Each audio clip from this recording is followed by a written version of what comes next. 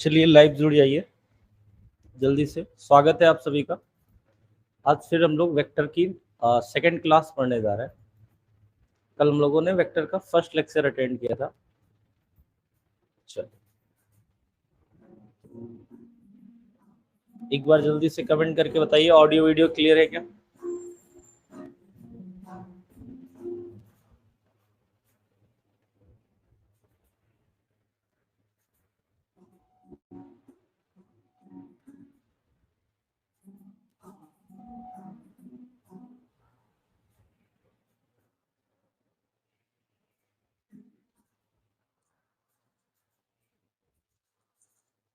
चलिए बताइए जल्दी से, जुड़ जाइए और लोग। Rishabh good evening. Audio video बताइए आ रही है।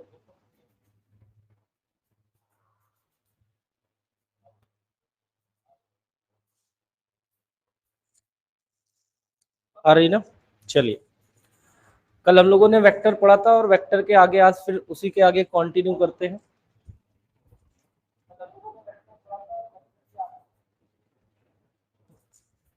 देखिए जरा क्या है वेक्टर के आगे। कल हम लोग पढ़ रहे थे ये वेक्टर अलजेब्रा। आज वेक्टर अलजेब्रा की कहानी स्टार्ट होने वाली है। बेसिकली वेक्टर अलजेब्रा में कल हम लोगों ने कुछ बातें सीखी थी, आज वहीं से कहानी को स्टार्ट करना है। ठीक है, सभी को गुड इवनिंग। सभी लोग जल्दी से जुड़ जाए। Good evening Saumya. ठीक है, देखिए क्या कह रहा है। वेक्टर अलजेब्रा में कल हम लोगों ने पढ़ा था और लास्ट में इसी पे क्लास एंड हो गई थी कि वेक्टर क्वांटिटी का किसी स्केलर क्वांटिटी से हम लोग मल्टीप्लिकेशन पढ़ रहे थे। किससे? किसी स्केलर क्वांटिटी से। और कल हम लोगों ने सीखा था कि अगर किसी वेक्टर क्वांटिटी का, मान लो वेक्टर ए है, इसका हम स्केलर क्वांटिटी से मल्टीप्लाई कर दे तो उसका मैग्नीट्यूड 3 टाइम्स बढ़ जाएगा, पर डायरेक्शन अनअफेक्टेड रहेगी, मतलब डायरेक्शन में कोई चेंज नहीं आएगा। क्या आपको ये बात समझ में आ गई थी? ठीक है, कल ये हम लोगों ने पढ़ा था। कुछ भी हो, जैसे मान लीजिए उसने लिख दिया 10 न्यूटन ईस्ट, तो ये एक वेक्टर क्वांटिटी है, ये वेक्टर ए है। मान लीजिए अगर इसमें हमने किसी स्केलर क्वांटिटी से मल्टीप्लाई किया तो इससे स्केलर क्वांटिटी से मल्टीप्लाई करने पर कोई भी वेक्टर क्वांटिटी होगी उसकी केवल और केवल क्या चेंज होगी? मैग्नीट्यूड चेंज होगी, डायरेक्शन में कोई चेंज नहीं आएगा। ठीक है, चलिए उसके बाद अगर नंबर पॉजिटिव की बजाय नेगेटिव हो, जैसे मैंने लिखा if vector A equals to 10 metre per second east, तो what is the value of -5a vector? Comment करके बताइए। -5a वेक्टर की वैल्यू बताइए आप लोग, कमेंट करिए। चलिए मैं देख रहा हूं आप सभी का कमेंट, बताइए जल्दी से, कमेंट करके बताइए -5a वेक्टर की वैल्यू क्या होगी। ठीक है, चलिए देख रहे हैं ना आप लोग, चलिए बताइए जल्दी से। ठीक है, -5a वेक्टर की वैल्यू, क्या मैग्नीट्यूड चेंज होगा कि डायरेक्शन? जरा वहीं बोल के बताना जहां पे आपने। ठीक है, मैं तब तक आप लोगों के मैसेज भी देखता रहूं। ठीक है, बताइए जल्दी से। अरे डायरेक्शन चेंज होगी कि मैग्नीट्यूड, या दोनों? कमेंट करें जल्दी से। डायरेक्शन मैग्नीट्यूड डी लिख दे, मतलब डायरेक्शन समझ जाऊंगा। मैग्नीट्यूड के लिए एम लिखे, और अगर दोनों चेंज हो रहा है तो डी एम लिखे। जल्दी से बताएं क्या चेंज होगा, मैग्नीट्यूड, डायरेक्शन, या फिर बोथ? बताइए।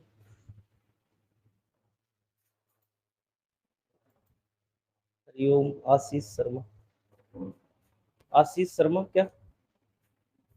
हरिओम, ये आशीष शर्मा क्या है?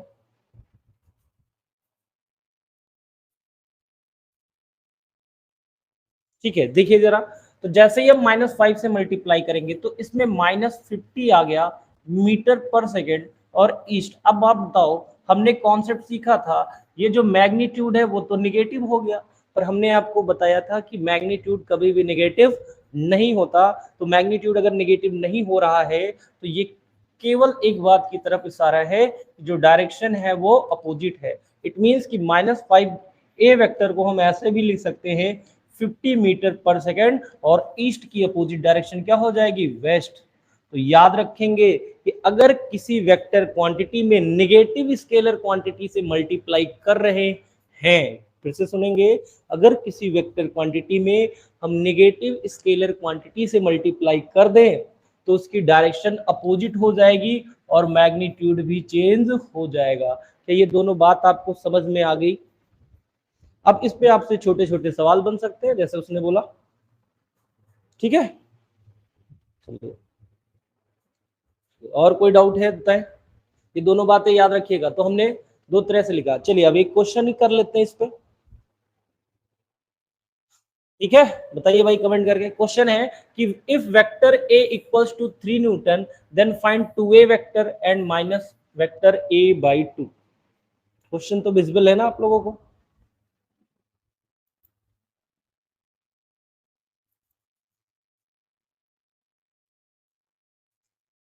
बोलिए जल्दी से कमेंट करिए कि इफ वेक्टर a की वैल्यू अगर 3 न्यूटन है तो 2a वेक्टर की वैल्यू क्या हो जाएगी।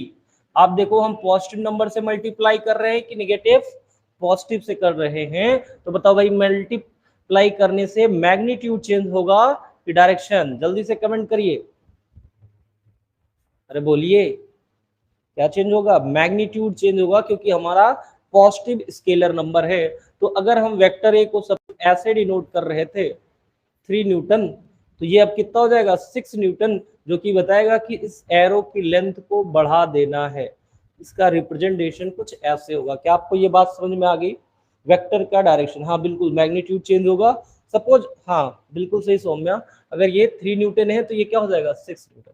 अब इसी तरह से देखो, मान लो वेक्टर ए यहीं पे है, माइनस वेक्टर ए बाई 2 क्या बता रहा है? माइनस वेक्टर ए बाई 2 बता रहा है। मैग्नीट्यूड भी हाफ होगा और डायरेक्शन भी रिवर्स होगी। तो मैग्नीट्यूड हाफ होने का मतलब 3 से कितना हो गया 1.5, और डायरेक्शन अगर इधर होगी तो ये डायरेक्शन इधर हो जाएगी, ठीक, और ये 1.5। इस एरो की लेंथ इससे ज्यादा होगी, मींस ये लेंथ घट जाएगी। समझ में आ गई बात? तो क्या आप ऐसे छोटे मोटे सवाल, कॉन्सेप्चुअल सवाल कर सकते हैं ना? हाँ ठीक है। बताइए भाई कमेंट करके जल्दी से, क्या आप ऐसे सवाल कर सकते हैं कि अगर हम किसी पॉजिटिव स्केलर नंबर से मल्टीप्लाई कर रहे हैं तो वो क्या चेंज हो जाएगा? मैग्नीट्यूड। और अगर मैग्नीट्यूड चेंज होगा और डायरेक्शन भी। जैसे माइनस वेक्टर a बाई 2 का इशारा था कि मैग्नीट्यूड हो रहा है हाफ और डायरेक्शन हो रही है अपोजिट। क्या आपको ये बात समझ में आ गई? और अगर आपको ये बात समझ में आ गई हो तो हम लोग नेक्स्ट क्वेश्चन की तरफ चलते हैं। चलिए भाई नेक्स्ट क्वेश्चन क्या है जरा देखिए। चलिए एक क्वेश्चन करें, कल हम लोगों ने एंगल के क्वेश्चंस भी किए थे ना कुछ, तो ये क्वेश्चन भी करें।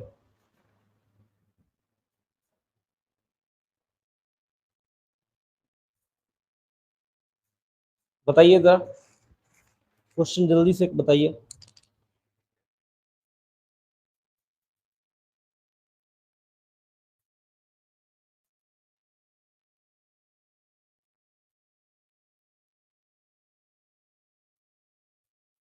जल्दी से इस कमेंट का इस क्वेश्चन का आंसर कमेंट करें आप लोग।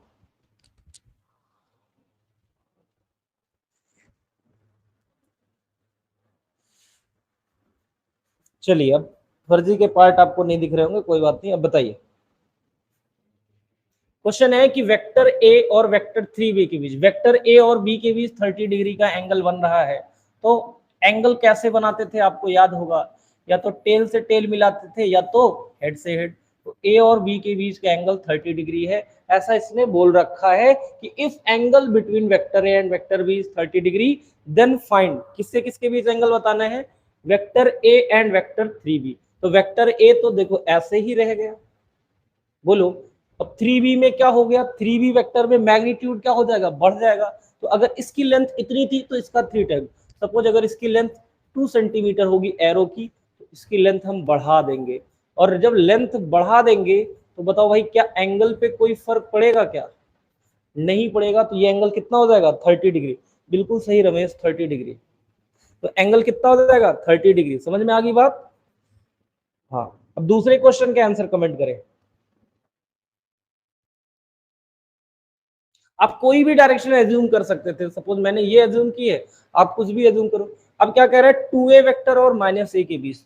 तो ए वेक्टर ये है, अभी भी पैरेलल शिफ्टिंग यही हो जाएगी, तो this is the 2a vector, ठीक। बट माइनस बी वेक्टर, अगर वी वेक्टर की डायरेक्शन इधर थी, अगर वी वेक्टर की डायरेक्शन इधर थी, इधर है, तो इसकी डायरेक्शन किधर हो जाएगी, जस्ट अपोजिट, कितना, बी वेक्टर। तो अब बताओ भाई ये एंगल, इससे पहले हमें पता है ये एंगल कितना था, 30 डिग्री, तो ये एंगल कितना हो जाएगा, हाँ दूसरे में 150, बिल्कुल सही रमेश, 180 माइनस 30 यानी कि 150। समझ में आ गई बात, दोनों एंगल्स क्या आपको क्लियर है, बताइए जल्दी से। हाँ बिल्कुल सही सौम्या, तुम्हारा भी आंसर सही है, सेकंड में 150, ठीक है, आपका भी आंसर सही है, दोनों लोगों का आंसर सही है। बताइए क्या ये क्वेश्चन आपको समझ में तो आया, ठीक है। तो आई होप आपको एंगल का कॉन्सेप्ट समझ में आ गया होगा, और हमने जो अभी तक दो बातें पढ़ी है वो आपको अच्छे से क्लियर होगी, क्योंकि अब हम लोग आगे बढ़ने वाले हैं। दो बातें सीखी कि अगर पॉजिटिव स्केलर नंबर से मल्टीप्लाई कर रहे हैं तो केवल मैग्नीट्यूड चेंज होगा, डायरेक्शन में कोई चेंज नहीं होगा। लेकिन अगर नेगेटिव स्केलर नंबर से मल्टीप्लाई कर रहे हैं तो मैग्नीट्यूड भी चेंज होगा और डायरेक्शन क्या हो जाएगी, जस्ट अपोजिट। समझ में आ गई बात, तो जरा एक बार कमेंट में बताइएगा जरा, या मन में खुद बोल के बताइए कि क्या चेंज होने वाला है। अगर पॉजिटिव स्केलर क्वांटिटी का मल्टीप्लिकेशन कर रहे हैं, क्या कर रहे हो, पॉजिटिव स्केलर क्वांटिटी का मल्टीप्लिकेशन करेंगे तो मैग्नीट्यूड चेंज होगा ओनली, डायरेक्शन में कोई चेंज नहीं आएगा। बट अगर नेगेटिव स्केलर क्वांटिटी का मल्टीप्लाई करेंगे तो मैग्नीट्यूड भी चेंज होगा और डायरेक्शन भी क्या हो जाएगी, अपोजिट हो जाएगी। क्या ये बात आपको समझ में तो आ रही है ना, चलिए जी बहुत अच्छा। नेक्स्ट क्वेश्चन की तरफ अब हम लोग बढ़ते हैं। अपना जो नेक्स्ट टॉपिक है आज का, देखिए क्या है, एडिशन ऑफ टू वेक्टर्स, ठीक है। वेक्टर को एडिशन करना सीखते हैं अब हम लोग। अब यहाँ से आपकी क्लास समझ लीजिए स्टार्ट होती है, मेन क्लास जो वेक्टर की है, वेक्टर एडिशन से ही स्टार्ट होती है। वेक्टर एडिशन देखिए क्या है बेसिकली, ठीक। अब देखो वेक्टर को एडिशन करने के हमारे पास दो तरीके होंगे, पहला होगा ट्रायंगल लॉ, ठीक, दूसरा होगा पैरेललोग्राम लॉ, और एक और होगा अपना पॉलीगन लॉ। बारी बारी से हम लोग इन्हीं लॉज की चर्चा करने वाले हैं, ट्रायंगल लॉ, पैरेललोग्राम लॉ और पॉलीगन लॉ। तो आपको ये बात समझ में आ रही है, ठीक है। एक एक करके इन सारे की चर्चा होगी। अब देखिए किसी भी वेक्टर को ऐड करने के, जैसे ये मान लो वेक्टर बी है, ये वेक्टर ए है, इसको ऐड करने के दो तरीके हम लोग डिस्कस करेंगे, ठीक। पहली चीज तो देखेंगे जो नया वेक्टर बनेगा या रिजल्टेंट वेक्टर बनेगा वो दिखेगा कैसे, ठीक। जो हमारा रिजल्टेंट वेक्टर बनेगा वो दिखेगा कैसे, यानी इसका ग्राफिकल। दूसरा इसकी वैल्यू, इसका मैग्नीट्यूड कितना चेंज होगा, वो एनालिटिकल मेथड्स में हम लोग देखेंगे, ठीक है। अब सबसे पहला जो है हमारा ट्रायंगल लॉ, सबसे पहला जो है हमारा, तो ग्राफिकल मेथड में हम देखेंगे हमारा रिजल्टेंट वेक्टर दिखाई कैसे दे रहा, और एनालिटिकल मेथड में देखेंगे कि उसका मैग्नीट्यूड क्या हो रहा है, ठीक है। मैग्नीट्यूड बोले तो आर वेक्टर का रिजल्ट, ठीक है। तो ये इतनी बातें देखेंगे। अब हम लोग आइए जरा ट्रायंगल लॉ को डिस्कस करते हैं, ठीक है। समझिएगा अपना कॉन्सेप्ट अगला क्या है, ट्रायंगल लॉ।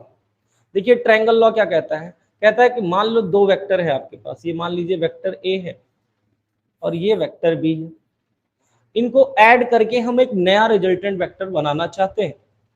तो सबसे पहले रूल कहता है कि किन्हीं दो वेक्टर्स को, देखिएगा जरा ध्यान से समझिए बात को, आपको सारा लॉ समझ में आ जाए। वेक्टर्स को पहले तो ज्वाइन कर दो, कैसे ज्वाइन करेंगे, ट्रायंगल लॉ में समझना है। ट्रायंगल लॉ कहता है कि तुम मिला दो हेड से टेल, या तुम मिला दो टेल से हेड, दोनों वेक्टर्स को एक सीक्वेंस में रखना, जैसा पहले को रखोगे वैसा दूसरे को रखना। तो मान लो हमने इधर वेक्टर बी को रिप्लेस कर दिया ऐसे, ठीक, ये क्या कर दी, इसकी पैरेलल शिफ्टिंग। अब उसी तरह से वेक्टर ए को शिफ्टिंग करो, लेकिन अगर देखो पहले इसका क्या आया है भाई, ये क्या है, टेल की हेड, टेल, ये क्या है इसका हेड। तो लॉ कहता है कि अगर इसका टेल हेड पहले आया है तो दूसरे का भी पहले टेल आना चाहिए, दूसरा हेड। तो इसकी ऐसी पैरेलल शिफ्टिंग करानी है कि पहले टेल आए फिर हेड। यहां रख दोगे तो दोनों का टेल टेल हो जाएगा, तो यहां से ज्वाइन कराएंगे। देखो ये अपना हो गया वेक्टर बी, ये क्या हो गया अपना वेक्टर बी हो गया। अब इसमें हमने देखो फिर से ये इसका टेल है, ये हेड है, तो जिस सीक्वेंस में फर्स्ट वेक्टर को रखेंगे उसी सीक्वेंस में सेकंड वेक्टर को रखेंगे। कहने का मतलब कि अगर फर्स्ट का टेल हेड है तो दूसरे का भी क्या होना चाहिए, टेल हेड। या फिर हम इसका अपोजिट भी कर सकते थे। देखो अगर बी वेक्टर को हम ऐसे रखते हैं, या पहले इन्हीं का देख लेते हैं रिजल्टेंट, समझ में आया। दोनों वेक्टर्स को ऐसे रखने के बाद जो इनका रिजल्टेंट होगा ये इनके रिवर्स ऑर्डर में होगा। रिवर्स ऑर्डर का मतलब पहले के टेल से शुरू होकर दूसरे के हेड की तरफ, ये हमारा हो जाएगा रिजल्टेंट वेक्टर आर। तो कहने का मतलब आर वेक्टर हो गया vector A plus vector B. समझ में आई बात, क्या हो गया, vector A plus vector B. ठीक है, तो ऑर्डर में रखना पड़ेगा। गुड इवनिंग बबलू, ठीक है, समझ में आ गई बात।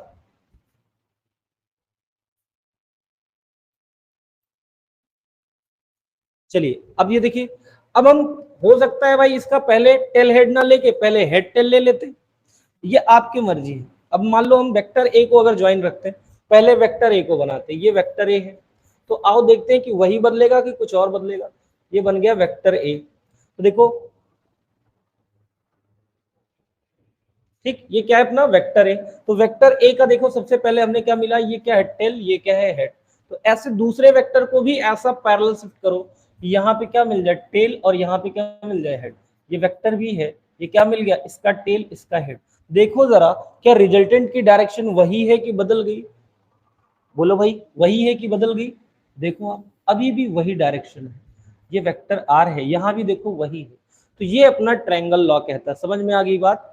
तो ट्रायंगल लॉ में क्या करना होता है, दो वेक्टर्स को सेम ऑर्डर में रखते हैं तो रिजल्टेंट हमेशा कैसे आएगा, रिवर्स ऑर्डर में। ठीक, हालांकि अभी मैं इसका स्टेटमेंट्स भी आपको लिख दूंगा। ठीक है, बताइए जरा कमेंट करके क्या समझ में आ गया ट्रायंगल लॉ। अगर समझ में आ गया हो तो आगे बढ़ा जाए, और नहीं आया हो तो बताइए फिर से समझाए। कमेंट करिए जल्दी से, जितने लोग देख रहे हैं कमेंट करें, वाई टाइप करें अगर समझ में आ गया है तो। ठीक है, बताइए जल्दी। ट्रायंगल लॉ अभी स्टेटमेंट भी हम इसका समझ लेंगे, और अगर समझ में आ गया है तो अच्छी बात है। देखिए अब इसके हम लोग जरा मैथमेटिकल फॉर्म भी देख लेते हैं। देखिए क्या करना है, मैथमेटिकल फॉर्म क्या कहता है अपना, देखिए मैं आपको समझा देता हूं जो लिखा है इसमें। देखिए वही चीज जो हमने बताया आपको, कनेक्ट वेक्टर्स, जो वेक्टर्स हैं हमारे उनको कनेक्ट कर दो किस ऑर्डर में, किस ऑर्डर में, हेड टू टेल बाय किस मेथड, पैरेलल शिफ्टिंग। किस मेथड से कर ले, हेड टू टेल ज्वाइन कर देते हैं, किस मेथड से, पैरेलल शिफ्टिंग से। देन क्या करना है, join free tail. Free tail का मतलब ये जो टेल फ्री थी टू किसके, free head, to get the resultant. तो आपको जो फ्री टेल से फ्री हेड को जो ज्वाइन करेगी वही क्या हो जाएगा अपना रिजल्टेंट, और ये जो डायरेक्शन होगी यही क्या होगी, टूवर्ड्स फ्री हेड। तो आपको बात समझ में आ गई, यस सर क्लियर है, ठीक है ये, ठीक है प्रिया, सौम्या, ऋषभ, समझ में आ गया ना ट्रायंगल लॉ। और अगर आपको ये ट्रायंगल लॉ अच्छे से समझ में आ गया, हालांकि ये स्टेटमेंट आपको नीड नहीं है समझने की बहुत ज्यादा, बताइए जरा क्या ट्रायंगल लॉ आपको अच्छे से समझ में आ गया। अब अपना नेक्स्ट लॉ है, एक साथ में दोनों ही लॉ को डिस्कस करते हैं। ठीक है, तो आपको याद रखना है कि ट्रायंगल लॉ में हम क्या ज्वाइन करेंगे, हेड से टेल। क्या ज्वाइन करेंगे, हेड से टेल, याद रखेंगे ट्रायंगल लॉ में क्या ज्वाइन करेंगे, हेड से टेल। मैं आपकी सुविधा के लिए एक क्वेश्चन देता हूं, आई होप आप इसका आंसर जल्दी से कमेंट करेंगे। बताइए जरा, ये वेक्टर ए है और मान लेते हैं कि ये वेक्टर बी है। आपको बताना है कि इसका जो रिजल्टेंट वेक्टर होगा किस क्वाड्रेंट में जाएगा, फर्स्ट, सेकंड या थर्ड। कमेंट करके बताइए। वेक्टर ए और वेक्टर बी का ट्रायंगल लॉ से बताना है किस क्वाड्रेंट में लाई करेगा इनका रिजल्टेंट। तो बोलिए, मान लीजिए हमसे क्वाड्रेंट पूछा तो हम क्या करेंगे, किसी एक वेक्टर को एज इट इज रख दो। मान लो मैंने वेक्टर ए रख दिया, अब क्या करो भाई, ये टेल है ये हेड है, क्या है ये टेल है ये हेड है। ऐसे ही वेक्टर बी का हेड से क्या मिला दो, टेल। तो हेड से हमने मिला दिया क्या, टेल। हेड से जैसे ही हम मिला देंगे टेल तो ये बन गया वेक्टर बी। और अब देखो ये फ्री टेल है ये फ्री हेड है, दोनों को ज्वाइन करा दीजिए आप, ये आपका क्या बन गया, रिजल्टेंट वेक्टर। आई होप अब आपको ये बात समझ में आ गई होगी। ठीक है, किस क्वाड्रेंट में लाई कर रहे हैं भाई? ये फर्स्ट क्वाड्रेंट में। किसमें? फर्स्ट क्वाड्रेंट में, है ना। हाँ, ये डायरेक्शन बताता है बेसिकली, इसलिए हम इसको समझेंगे ट्रायंगल लॉ। और ये जो सबसे इंपॉर्टेंट यूज होता है पूरे फिजिक्स में, that is parallelogram law. Parallelogram law क्या कहता है कि अगर आप थक गए हो हेड से टेल या टेल से हेड मिला के, तो कुछ मत करिए, जैसे आप एंगल लेते थे, ठीक, वैसे ही दो वेक्टर्स को आप ले लीजिए और उनका टेल से टेल ज्वाइन कर दो। मान लो ये वेक्टर ए है, ये वेक्टर बी है, तो पैरेललोग्राम लॉ क्या कहता है? दो वेक्टर्स लाइए और ज्वाइन कर दीजिए उनका टेल से टेल। हाँ, फर्स्ट क्वाड्रेंट रे सब बिल्कुल सही। क्या ज्वाइन करना रहेगा? देखो भाई, पैरेललोग्राम लॉ में क्या ज्वाइन करेंगे? टेल से टेल, जैसे हम एंगल बनाते थे। तो देखो, ये पहला वेक्टर शिफ्ट किया हमने यहाँ पे वेक्टर बी, और यहीं पे हम ए वेक्टर की शिफ्टिंग कर देते हैं। ठीक, कहता है लॉ कि इसके पैरेललोग्राम, इसको रखते हुए एक पैरेललोग्राम बनाइए। वो कैसे बनेगा सर? देखो, मैं कलर चेंज करके आपको दिखा देता हूं। तो देखो, ए वेक्टर के पैरेलल एक वेक्टर ड्रॉ हुआ, इसके पैरेलल एक वेक्टर ड्रॉ हुआ, और ये क्या बन गया? अपना एक पैरेललोग्राम। तो लॉ कहता था कि दो वेक्टर को टेल से टेल ज्वाइन करके एक पैरेललोग्राम बना दीजिए। तो जो इनके टेल से, ये जो कॉमन टेल है, जो वेक्टर जाएगा डायगोनल के अलोंग, ये वेक्टर आर यानी रिजल्टेंट वेक्टर को रिप्रेजेंट करेगा। समझ में आ गई बात? कॉमन टेल से जो वेक्टर जाएगा वो रिजल्टेंट वेक्टर को रिप्रेजेंट करेगा। तो हम कह सकते हैं vector R equals to vector A plus vector B. तो भाई, पैरेललोग्राम की खास बात क्या है? क्या मिलाना है भाई? टेल से टेल मिलाएंगे। क्या मिलाएंगे? टेल से टेल मिलाएंगे। और कॉमन टेल से जो डायगोनल पास करेगा वही किसकी डायरेक्शन को रिप्रेजेंट करेगा? बोलो भाई, वो किसकी डायरेक्शन को रिप्रेजेंट करेगा? रिजल्टेंट वेक्टर की डायरेक्शन को रिप्रेजेंट करेगा। समझ में आ गई बात? हालांकि मैं इसका स्टेटमेंट भी आपको पढ़ के सुना देता हूं, जो हम लोग आगे यूज करने वाले हैं। ठीक है, तो ये आपको दिख रहा होगा, देखिए जरा, वही चीज लिखा है इसमें कि कनेक्ट वेक्टर्स। वेक्टर्स को कैसे कनेक्ट करना है ये आपको बता रहा है। वेक्टर्स को कनेक्ट करना है इन टेल टू टेल मैनर। कैसे कनेक्ट करना है? टेल से टेल। ठीक है, तो पैरेललोग्राम लॉ में क्या मिलाना है? टेल से टेल। एक बार बोलिए जरा, क्या मिलाना है? टेल से टेल। ट्रायंगल लॉ में क्या मिलाना है? टेल से हेड। क्या मिलाना है? टेल से हेड या हेड से टेल। ठीक, ट्रायंगल लॉ हेड से टेल, ट्रायंगल लॉ हेड से टेल, दो बार ऐसे बोलेंगे आपको याद हो जाएगा। ट्रायंगल लॉ में क्या? हेड से टेल। पैरेललोग्राम लॉ टेल से टेल, दो बार और बोलना है। पैरेललोग्राम में क्या मिलाना है? टेल से टेल, टेल से टेल, टेल से टेल, टेल से टेल मिला दीजिए। कैसे? By parallel shifting. उसके बाद क्या कर लीजिए? Complete the parallelogram from adjacent sides. मतलब क्या करना है उसके बाद? पैरेललोग्राम को कंप्लीट कर लीजिए। तो जो डायगोनल आएगा वो रिजल्टेंट की डायरेक्शन को रिप्रेजेंट करेगा। समझ में आ गई बात? हाँ रमेश, फर्स्ट क्वाड्रेंट में आएगा। चलिए जी, ये आपको समझ में आ गया होगा। अब मैं कुछ क्वेश्चन देता हूं, आपको इनको कमेंट में वही बताना रहेगा, क्वाड्रेंट बताना रहेगा। ठीक है, किस लॉ से? ट्रायंगल लॉ से। चलिए बताइएगा जल्दी। मैं पहला क्वेश्चन देता हूं आपको। ये कलर विजिबल तो है ना? ये वेक्टर ए, ये वेक्टर बी, आपको क्वाड्रेंट कमेंट करना है। ये वेक्टर ए, ये वेक्टर बी। ठीक है, ये वेक्टर ए है, ये वेक्टर बी है। दोनों क्वेश्चन के क्वाड्रेंट कमेंट करें। किस क्वाड्रेंट में वेक्टर लाई करेगा? किस लॉ से? ट्रायंगल लॉ से। ट्रायंगल लॉ की हेल्प से बताएं। चलिए बताइए, कमेंट करिए जल्दी से। अगर आपको समझ में आया है तो जल्दी से कमेंट करें।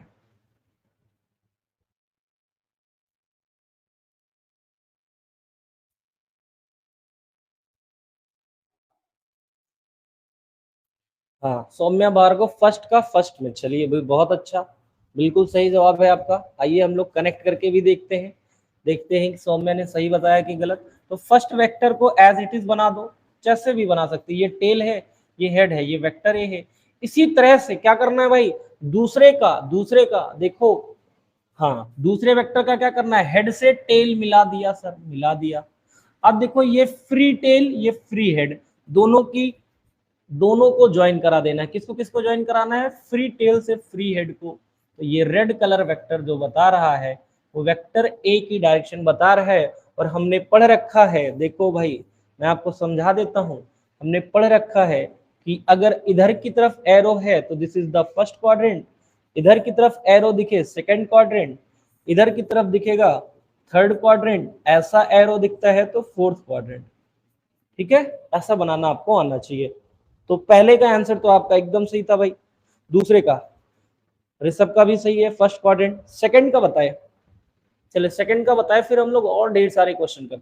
सेकंड के लिए देखो फिर से क्या करना है, फर्स्ट वेक्टर, मान लो वेक्टर ए को हमने मिला दिया, तो ये क्या है सर, टेल, ये क्या है, हेड। ऐसे बी का भी मिला दो भाई, क्या टेल से टेल मत मिला देना, क्या मिलाएंगे बोलो, हेड से टेल। मिला दिया सर, ये किससे मिला दिया, हेड से टेल, ये वेक्टर बी है। ठीक, अब रिजल्टेंट कैसे निकलेगा बताइए जरा, कमेंट करके जल्दी से बताइए। फ्री टेल से फ्री हेड को मिला देते हैं।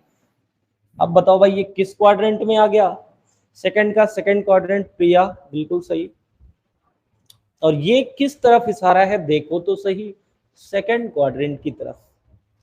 किस तरफ का इशारा था ये, सेकंड क्वाड्रेंट की तरफ। ठीक है ना, हाँ ऋषभ बिल्कुल सही, सेकंड क्वाड्रेंट। भाई अच्छे से ध्यान से सुनेंगे, कोई क्वेश्चन नहीं गलत होगा, ये बहुत बेसिक से क्लास पढ़ा रहे हैं आपको। सौम्या का भी आ गया आंसर, बिल्कुल सही। चलिए जी, और क्वेश्चन कर ही लेते हैं और अच्छे से कॉन्सेप्ट क्लियर हो जाए।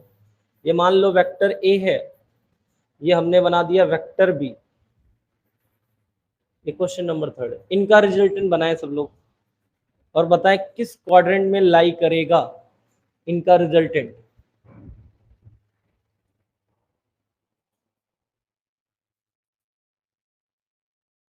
थर्ड वाले क्वेश्चन का बताएं किस क्वाड्रेंट में लाई करे, आराम से बताएं, कोई दिक्कत नहीं। फिर से क्या करेंगे सर, आइए जरा समझते हैं। वेक्टर ए बना दिया, ये सर पैरेलल शिफ्टिंग हो गई, ये वेक्टर ए हो गया, ये टेल है, ये हेड है। अब दूसरे के क्या करना है, हेड से टेल की टेल से हेड, बोलो तो सही, क्या भाई, हेड से टेल। तो उसको बनाने के लिए थोड़ा सा मैं इधर बनाता हूं, नहीं तो आपको दिखेगा नहीं। ठीक है, ये तो बन ही गया होगा, आप इरेज कर देता हूँ। ठीक है, चलिए ये भी इरेज। चलिए आइए जल्दी से कमेंट करके बताइए। आइए, ये रहा वेक्टर ए, ऐसा हो गया, ये टेल है सर, ये हेड है। अब अगर ये हमें पता चल गया तो दूसरे का हेड से टेल मिला है, ये रही direction, this is vector A. अब आगे क्या करेंगे, थर्ड क्वाड्रेंट सौम्या ने बताया।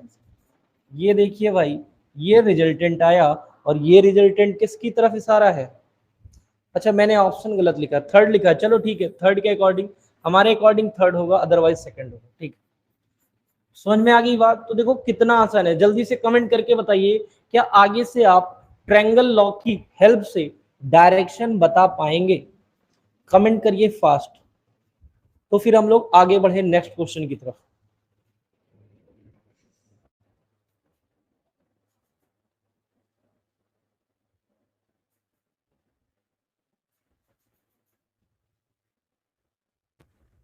चलिए सौम्या का कमेंट आ गया, यस सर। चलिए आगे बढ़ते हैं फिर हम लोग। अब कुछ वेक्टर है, अब हम लोग उसकी प्रैक्टिस करेंगे बाय यूजिंग पैरेललोग्राम लॉ।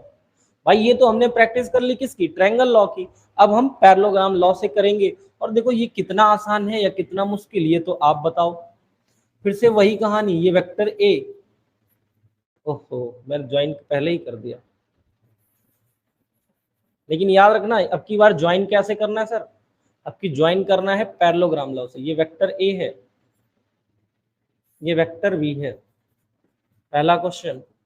और ऑप्शन आपके वही, मैं आपके क्वाड्रेंट मार्क्स कर देता हूँ, ये first quadrant, second quadrant, third quadrant, fourth quadrant. आपको रिजल्टेंट मार्क करने हैं और बताना है किस क्वाड्रेंट में लाई करेगा। पहला क्वेश्चन का आंसर, चलिए पहले क्वेश्चन का आंसर बताइए किस क्वाड्रेंट में लाई करेगा। लेकिन इस बार कौन सा लॉ लगाएंगे भाई, पैरेललोग्राम लॉ। पैरेललोग्राम लॉ में जल्दी से बताओ, हेड से हेड मिलाते थे कि टेल से टेल मिलाते थे, कि टेल से हेड मिलाते थे, क्या मिलाते थे बोलो, अरे बोलो तो सही, क्या मिलाते थे भाई, टेल से टेल मिला। अरे क्या मिलाते हैं, टेल से टेल। तो चलिए भाई टेल से टेल मिलाते हैं, ये वेक्टर की कर दी हमने parallel shifting, this is the vector A. अब ये टेल है, अब दूसरे की टेल मिलानी है, तो ये आ गया वेक्टर बी, दोनों के मिल गए टेल से टेल, रिजल्टेंट चाहिए सर, तो क्या कहता है? हाँ बिल्कुल सही सौम्या, रमाकांत।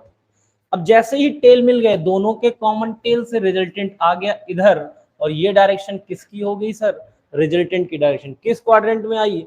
सेकंड क्वाड्रेंट में आ गया। किसमें? सेकंड क्वाड्रेंट में आ गया। बताइए जल्दी से, क्या समझ में आया कैसे सेकंड क्वाड्रेंट आया? समझ में तो आया आपको? आ गया ना?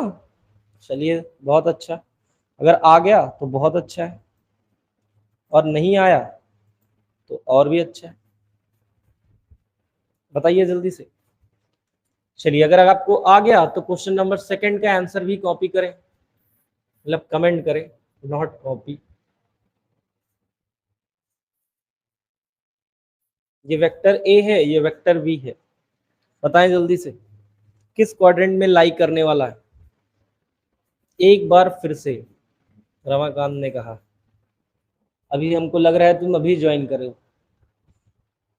तो देखो रमाकांत, मैं बता रहा हूं एक बार फिर से, क्या करना है, दोनों वेक्टर की पैरेलल शिफ्टिंग करो और दोनों का मिलाओ टेल से टेल। क्या मिलाओ? दोनों का टेल से टेल। और जब दोनों के टेल से टेल मिल जाए तो इसी कॉमन टेल से एक डायरेक्शन बनानी है। अब भाई कॉमन टेल से वेक्टर इधर भी बना सकते थे, इधर, पर अगर तुम इधर बना दोगे तो तुम वेक्टर को भूल जाओगे, लेकिन वेक्टर को हमें भुलाना नहीं है। जिसकी वजह से ये वेक्टर आ रहा है, आप उसको भुला नहीं सकते, और अगर आप भुला नहीं सकते तो आपका आंसर ये नहीं होगा सर। ये नहीं होगा तो कौन सा आंसर होगा? ये हो जाएगा। ठीक, अभी एक क्वेश्चन और दिया है, इसको करो, समझ में आ जाएगा। पहला स्टेप क्या था? पहले दोनों वेक्टर को मिलाओ, वो भी कैसे? हेड से हेड की टेल से टेल, टेल से टेल। तो सर पहला वेक्टर ये है, इसकी पैरेलल शिफ्टिंग हमने यहां कर दी, दिस इज द वेक्टर है। हमें क्या मिलाना है? टेल। तो देखो ए की टेल से बी की टेल को मिलाओ, डायरेक्शन को ऐसे ले आओ भाई, ये हो गया अपना वेक्टर बी। ठीक, सेकंड।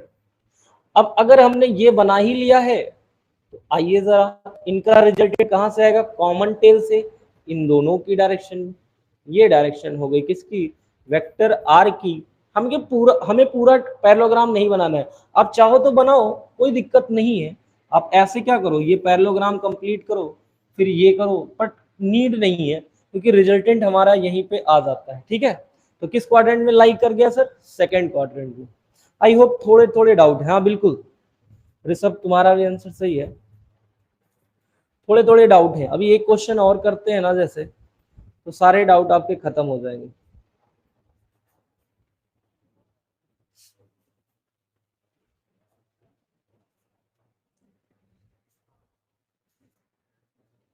दो क्वेश्चन और मैं कराता हूं, चलिए। ये रहा वेक्टर ए और ये रहा वेक्टर बी। ठीक, इनके रिजल्टेंट बताइए किस क्वाड्रेंट में लाई करेंगे? सेकंड, बिल्कुल सही, सेकंड है सर, बिल्कुल। रमाकांत सही आंसर बताए हो तुम, इसका भी आंसर बताओ।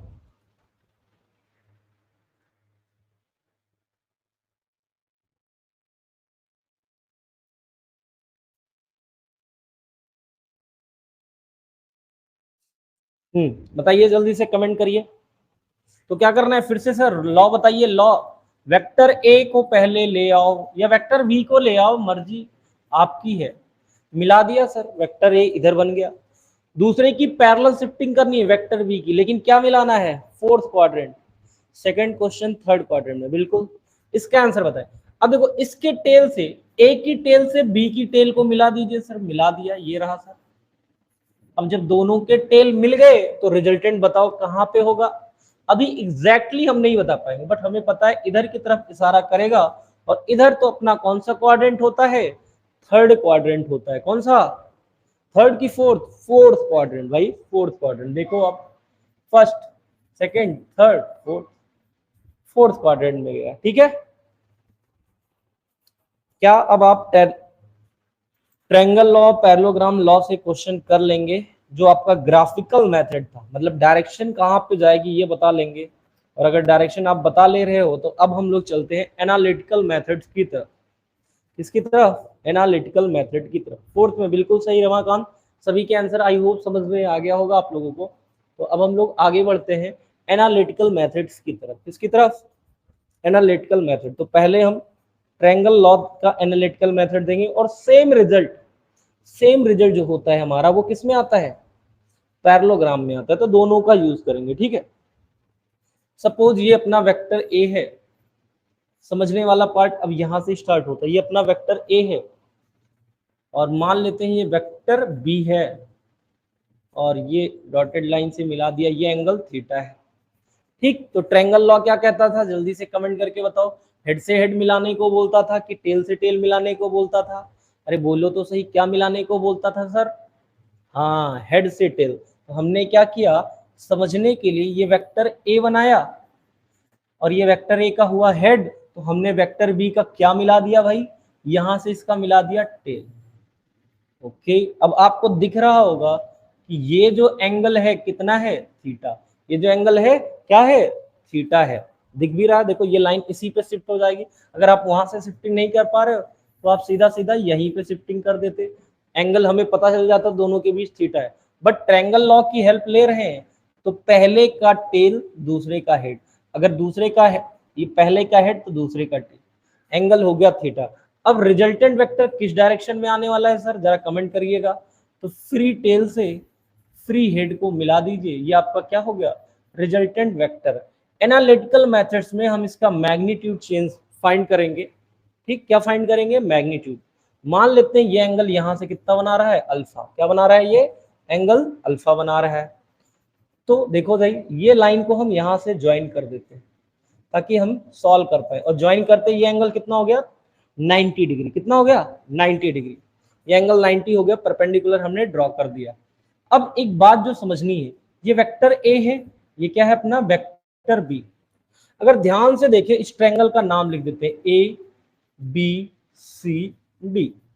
ये ट्रायंगल अपना ए बी सी डी। हम ट्रायंगल ए बी सी को देखें तो एक राइट एंगल ट्रायंगल दिख रहा होगा, देखो, जिसमें ए बी क्या है अपना, हाइपोटेन्यूज। ए बी क्या है अपना, हाइपोटेन्यूज। हाँ बिल्कुल सही प्रिया, हाइपोटेन्यूज है और ये परपेंडिकुलर है और ये बेस है। और हमने बचपन से ही पढ़ा है, क्या बचपन से पढ़ा है कि सर हाइपोटेन्यूज का स्क्वायर इक्वल्स टू परपेंडिकुलर का स्क्वायर प्लस बेस का स्क्वायर। यानी परपेंडिकुलर और बेस का अगर पता चल जाए तो हम आसानी से आर वेक्टर का मैग्नीट्यूड निकाल सकते हैं। तो जरा आओ देखते हैं क्या होगा और कैसे होगा। परपेंडिकुलर निकालना है, ये बी है, तो अब ध्यान से देखो, ये लाइन यहां से मिल रही, और बेसिक मैथ में पढ़ा था ये लाइन जब यहां से बनती है तो ये होता है सर बी कॉस थीटा। क्या होता है, बी कॉस थीटा। और ये क्या होता है, गुड इवनिंग अरविंद, ये होता है क्या सर, बी साइन थीटा। बस इतना पता चलते ही हमें कहानी समझ में आ गई। अब ए से सी तक की लेंथ जो है बेस है, कितनी है sir, a vector plus B cos theta. तो लिख दिया हमने a plus B cos theta का whole square plus b sine theta का होल स्क्वायर प्लस 2, बोलो सही क्या होगा, यही तो होगा ना अपना, 2 कुछ नहीं होगा, मैंने 2 लिख दिया गलती से, यही तो होगा, बेस का स्क्वायर प्लस परपेंडिकुलर का स्क्वायर। बताइए, कमेंट करके बताइए, क्या इतनी बात समझ में आ गई आपको? हाँ, अगर आपको इतनी बात समझ में आ गई हो तो कहानी आगे बढ़ाएं और कार्यक्रम अपना आगे बढ़े। बोलिए सही है ना, आ गया आपको? बहुत अच्छा, बहुत अच्छा है कि आपको आ गया। तो अब बताओ भाई, a प्लस बी का होल स्क्वायर क्या होगा, ए स्क्वायर। तो a square plus B square cos square theta plus 2ab cos theta plus B square sine square theta. अब आप ध्यान से देखो और समझने का प्रयास करो। Diagram, one more time diagram. अच्छा जी, देखिए डायग्राम में क्या बनाया, बेसिकली ये वेक्टर ए दिया था, ये वेक्टर बी है, ये वेक्टर ए। तो पहले तो हम ट्रायंगल लॉ बना रहे हैं तो दोनों को हेड टेल मेथड से ज्वाइन करा दिया। ये वेक्टर ए है और ये वेक्टर बी है, दोनों का हेड टेल से ज्वाइन करा दिया तो ये रिजल्टेंट हो गया। अब रिजल्टेंट है, अगर इसको हम राइट एंगल ट्रायंगल बना ले तो हाइपोटेन्यूज हमें पता चल जाएगा, इसलिए हमने यहाँ पे एक राइट एंगल ट्रायंगल बनाने का प्रयास किया। ठीक है, हालांकि आपको डेरिवेशन की नीड नहीं है रिजल्ट के, बट समझ ले आता कैसे है ना। तो ये जैसे ही ये पार्ट लिखेंगे अपना आंसर आए। अब आप ध्यान से देखो, B square cos square theta और B square sine square theta, और अगर दोनों में बी स्क्वायर कॉमन ले लोगे तो sign square theta plus cos square theta कितना हो जाएगा, 1। तो इस तरह से जो अपना रिजल्ट आया that is under root A square plus B square plus 2ab cos theta, this is the magnitude of resultant vector. ये फॉर्मूला अब हमको आगे से याद रखना है एज इट इज, जैसे है ये फॉर्मूला उसको इसी फॉर्मेट में याद रखना है और पूरी मैथ में हम यूज करेंगे और इसके शॉर्टकट्स भी देखेंगे। ये किस पर्पस के लिए यूज होता है? मैग्नीट्यूड फाइंड करने के लिए। किसका मैग्नीट्यूड? रिजल्टेंट वेक्टर का। ठीक है,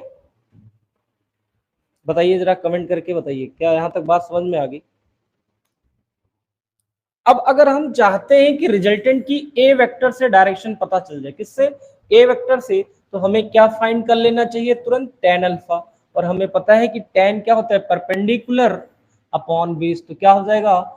b sin theta upon a plus B cos theta.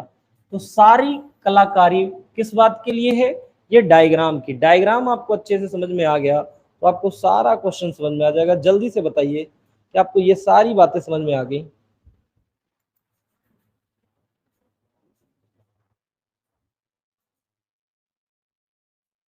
ठीक है, तो ये है, ये जो अल्फा है वो रिजल्टेंट वेक्टर की डायरेक्शन है। कहां से सर? ए वेक्टर से। अगर मैं आपसे पूछता कि रिजल्टेंट वेक्टर की डायरेक्शन बी से कितनी होगी, तो आप बता सकते हो क्या सर?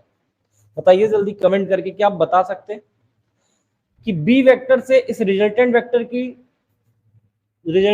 का एंगल कितना है? देखो ये थीटा है तो ये एंगल कितना हो जाएगा? 180 माइनस थीटा हो जाएगा क्या? और एंगल सम प्रॉपर्टी से आप बी की वैल्यू भी निकाल सकते हैं। क्या हो जाएगा? अब सॉल्व कर सकते हैं। अदरवाइज आप बी के लिए भी डायग्राम बना सकते हैं और दोबारा रिजल्ट याद रख सकते हैं। अब मुद्दे की बात पे आते हैं। ये तो हुआ डेरिवेशन, और अब हम इस फॉर्मूले को याद कैसे रखेंगे? दोनों फॉर्मूले जो हैं हमारे, चाहे वो रिजल्टेंट का हो, रिजल्टेंट का मैग्नीट्यूड फाइंड करने का हो, या फिर डायरेक्शन। ये क्या बताता है? रिजल्टेंट की डायरेक्शन। और ये क्या बताता है सर?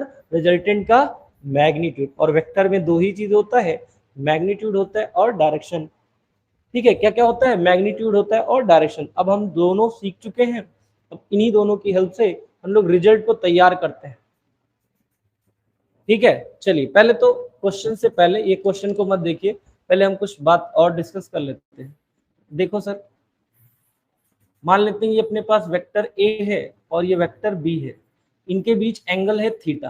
समझने की बात है, इनके बीच एंगल है थीटा, और ये कौन से लॉ से दोनों ज्वाइन है? ट्रायंगल के। अब देखो जो रिजल्ट ट्रायंगल में आया है वही पैरेललोग्राम में आएगा, तो हमको वो टाइम वेस्ट नहीं करना है। कॉन्सेप्ट हमको समझ में आ गया कि रिजल्टेंट का फॉर्मूला क्या है और उसका क्या है। तो रिजल्टेंट कहां से पास करेगा सर? यहां से पास करेगा। अब देखो रिजल्टेंट ए से कुछ एंगल बना रहा होगा, सपोज अल्फा बना रहा है, और बी से एंगल बना रहा है बीटा। आप लोगों को कंफ्यूज करने के लिए ही मैंने वेक्टर ए यहां रख दिया और वेक्टर बी यहां रख दिया। ठीक है ना, ताकि आप कंफ्यूज हो और वो पार्ट का आंसर करें। जैसे मैं आपको पिछले स्लाइड्स पे ले चलता हूं, जो डेरिवेशन था अपना। देखिए यहां पे जो अल्फा आया था वो कहां से एंगल था? ए से। और जब हम यहां पे देखो एंगल ए से लेंगे तो बी और बी रहना चाहिए, और अगर बी से लेंगे तो ए और ए रहना चाहिए। खैर मैं आपको और क्लियर करता हूं इस वाले डायग्राम से। ठीक है, देखियो अब हम चाहते हैं कि एंगल हमें पता चले बी से, रिजल्टेंट का एंगल पता चले कहां से? From B. तो बहुत ही क्लियर है, जहां से एंगल हो, तो ये क्या है? Angle tan। बी से रिजल्टेंट का एंगल कितना है? बीटा। तो लिख देंगे tan बीटा। फॉर्मूला बनाना है बहुत आसान, लेकिन जहां से एंगल ले रहे हो उसका नाम आएगा लेकिन लास्ट में। तो देखो पहले बी से एंगल ले रहे हैं तो आप लिखो ए, और भाई tan बनाना है तो बोलो साइन अपॉन कॉस, तो लिख देंगे ए साइन थीटा अपॉन ए कॉस थीटा। बस एक एक्स्ट्रा टर्म आपको याद रखना है, नहीं तो आप क्या करोगे? ए से ए कैंसिल कर दोगे, भाई जहां से एंगल बनाए थे उसको बाद में रखोगे। ये तरीका होगा लिखने का। समझ में आ गई बात? फिर से समझो क्या है। जहां से एंगल पूछेगा उसका नाम नहीं आएगा ऊपर, ऊपर नाम किसका आएगा? दूसरे वाले वेक्टर का। जैसे एंगल बी से पूछा है तो नाम किसका आया? ए का, तो हम लिखेंगे ए साइन थीटा। इसको देख मत देखें, ऐसे लिखेंगे दो बार, आपको फॉर्मूला तुरंत याद हो जाएगा, और हमें फॉर्मूला ही याद रखना है अल्टीमेट। ठीक, तो हमको भाई ये पता है कि बी से एंगल लेना है, तो हम बी का नाम नहीं लेंगे, ए साइन थीटा लिखेंगे और ए कॉस थीटा। ये याद रखना भी बहुत आसान है, क्योंकि टेन है तो साइन अपॉन कॉस, बस प्लस में क्या लगा देंगे बी। अच्छा, अगर आपको ये बात समझ में आ गई तो टेन अल्फा की वैल्यू बता दें। टेन अल्फा क्या है? रिजल्टेंट का ए से एंगल। इसी फॉर्मेट को सोच के आंसर बताएं, मन में बताएं या वही बताएं, मैं समझ जाऊंगा। तो देखो, अगर हम ए से एंगल ले रहे हैं तो नाम किसका नहीं आना चाहिए? ए का। नाम आना किसका चाहिए फिर? बोलो तो सही, नाम आना किसका चाहिए? नाम आना चाहिए बी का, क्योंकि हम एंगल ए से ले रहे हैं। तो लिखेंगे B sine theta upon B cos theta, और प्लस में क्या ऐड कर देना? ए। ये अपना फॉर्मूला हो गया टेन अल्फा का, क्योंकि सबसे कॉम्प्लिकेटेड बच्चों को ये फॉर्मूला लगता है। तो इस फॉर्मूले को हम लोगों ने अच्छे से समझ लिया। और रिजल्टेंट का फॉर्मूला कैसे याद करोगे सर? तो बहुत आसान है, ये आर स्क्वायर है, या आप बोलो इनका मैग्नीट्यूड क्या हो जाएगा? ए वेक्टर या A square plus B square plus 2ab। ध्यान से देखो, ये कौन सा फॉर्मूला है? a प्लस बी के होल स्क्वायर का फॉर्मूला है। नया टर्म जो आपको याद रखना है दैट इज कॉस थीटा। ये फॉर्मूला भी आपको आ जाएगा आसानी से, कि मैग्नीट्यूड पूछेगा तो a square plus B square plus 2ab cos theta. भैया ने पूरा आंसर ही टाइप कर दिया, ठीक है, बहुत अच्छा। तो आई होप आपको समझ में आ गया होगा, और अगर आपको ये सारी बातें समझ में आ गई हैं तो क्यों ना हम ये क्वेश्चन कर ही लेते हैं बिना किसी देरी के। चलिए, क्वेश्चन ये रहा आपकी स्क्रीन पे, और जल्दी से कमेंट बॉक्स में हमको आंसर बताएं। क्वेश्चन कह रहा है कि find magnitude of resultant of 3 Newton 4 Newton if angle between them is 60 degree and 90 degree. 3 Newton और 4 न्यूटन, ठीक है समझ। पहली बार दोनों कितने पे हैं? एंगल कैसे बनाते हैं सर? हम लोगों ने बचपन से पढ़ा है, बचपन से क्या पिछली क्लास में भी पढ़ा था। एंगल कभी भी डिनोट करना है तो क्या मिलाओ? टेल से टेल। 3 न्यूटन 4 न्यूटन, रिजल्टेंट कहाँ पे आया? बोलो कहाँ से? 60 डिग्री। बीच का एंगल कितना हो गया? 60 डिग्री आया ना? बीच का एंगल कितना हो गया? 60 डिग्री, ये बोला है। अब इसका रिजल्टेंट का मैग्नीट्यूड बताना है। चलो, इसमें मैग्नीट्यूड पूछे, हम डायरेक्शन भी बता देंगे। तो हमें पता है कि रिजल्टेंट तो यहां से पास करेगा, ये एंगल मान लेते हैं अल्फा है, तो ये एंगल बीटा। अब जरा रिजल्टेंट का फॉर्मूला बताओ क्या था? सॉल्व करते करते आएगा, बोलो तो सही क्या आएगा? ए स्क्वायर मतलब 4 का स्क्वायर, तो बोलो कितना? 16, प्लस बी स्क्वायर तो 3 का स्क्वायर 9, प्लस 2 इंटू ए इंटू बी इंटू कॉस, और इनके बीच का एंगल कितना है? 60, और कॉस 60 की वैल्यू बोलो कितनी होती है? 1/2। जो हम सॉल्व करेंगे आंसर 16 प्लस 9 25, और 1/2 जब वैल्यू रखोगे तो ये कैंसिल हो जाएगा। अपना आंसर कितना आया? √37। कितना आ गया? √37। बताओ भाई, क्या आपका भी आंसर आया √37? कमेंट करें, क्या √37 आपका भी आंसर आया है? अच्छा, यही चीज जब 90 डिग्री पे हो, ये 3 न्यूटन ये 4 न्यूटन, और एंगल कितना लेना है? 90 डिग्री, तो ये वैल्यू कितनी हो जाएगी?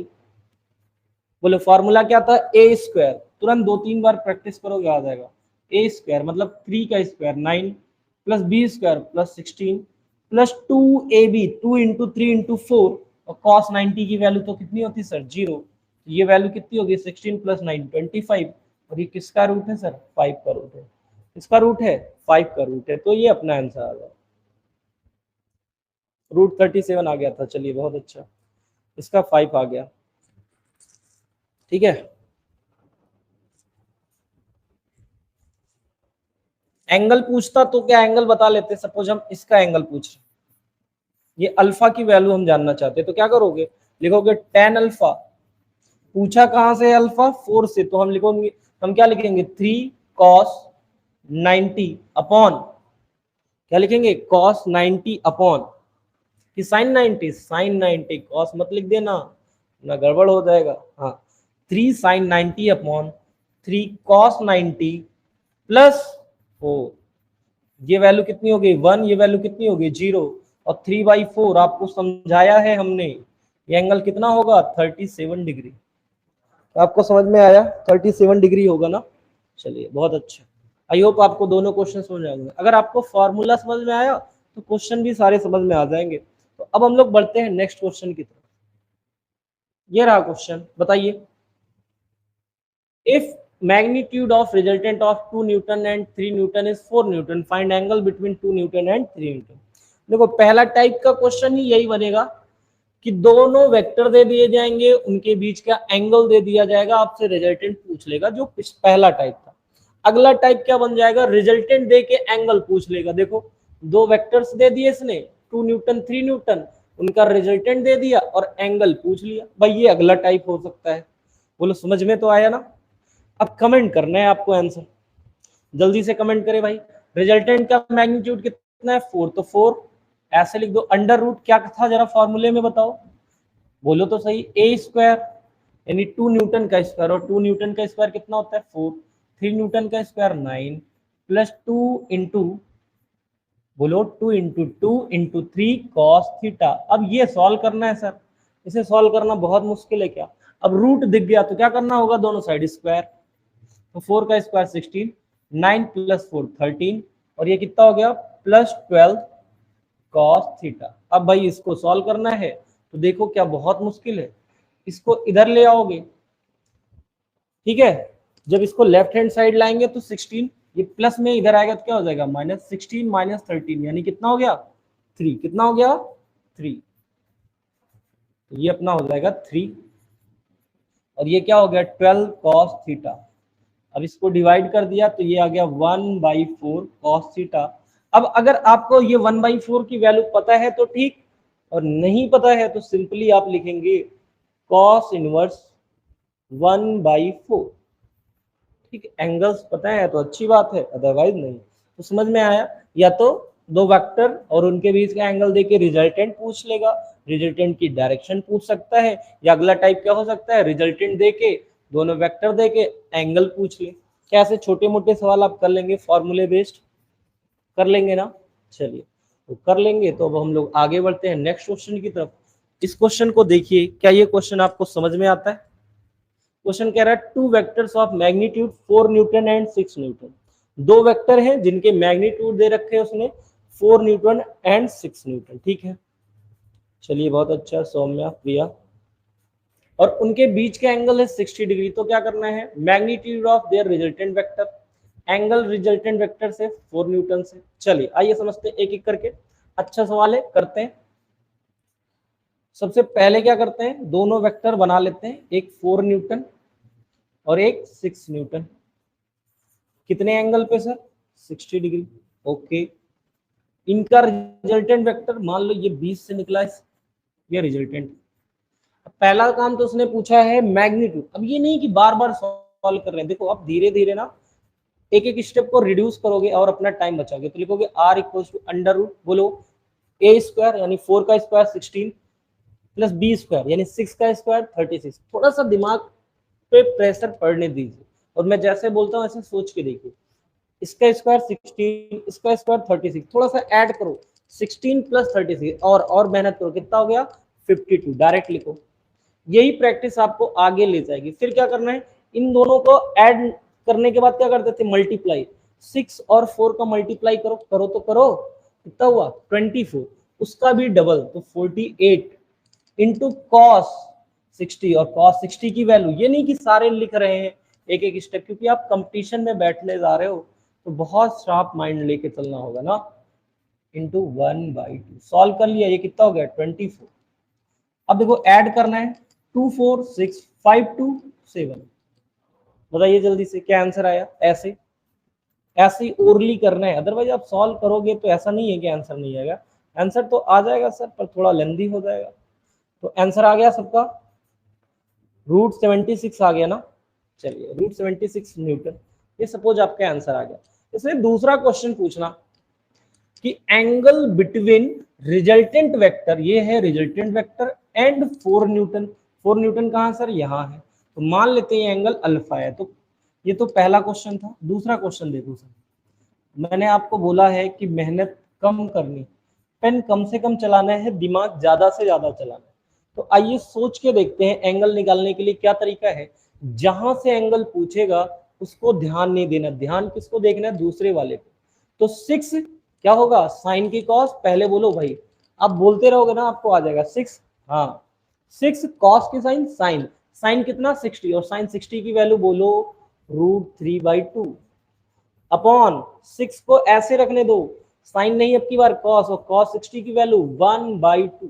मन में बोलते रहिए, पेन कम से कम चलाना है, मन में ज्यादा से ज्यादा बोलना है। प्लस क्या करना है, अगले का मैग्नीट्यूड बोले तो 4। अब ये रहा अपना सॉल्व करना है, ये सॉल्व कर लिया, दिस इज 3√3 अपॉन ये कितना हो गया भाई 3 + 4 7।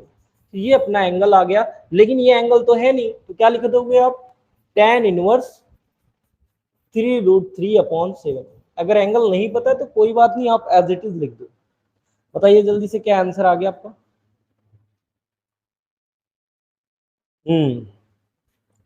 देखो कोई वैल्यू आ सकती है, कुछ भी आ सकता है। अब तीसरा क्वेश्चन देखो आप क्या था। तीसरा क्वेश्चन है कि ये मान लो, ये एंगल मान लेते हैं बीटा, tan बीटा। तो मैंने आपको बताया फिर से, पूरा क्वेश्चन सॉल्व कम से कम कर रहा है, पेन कम से कम चला। आइए सॉल्व करते हैं। अगर एंगल 6 से ले रहे हो तो ये वाली वैल्यू 4 cos कितना, अब बोलो भाई cos की साइन, तो 4 साइन। अब थोड़ा सा दिमाग चलाओ, ऊपर न्यूमरेटर में आता था 4 और साइन 60 की वैल्यू √3/2। थोड़ा सा दिमाग को और प्रेशर रखो, सर फर्स्ट का √68 आ रहा है मेरा, आपका फर्स्ट का 68 आ रहा है। एक बार मैं चेक कर लेता हूँ।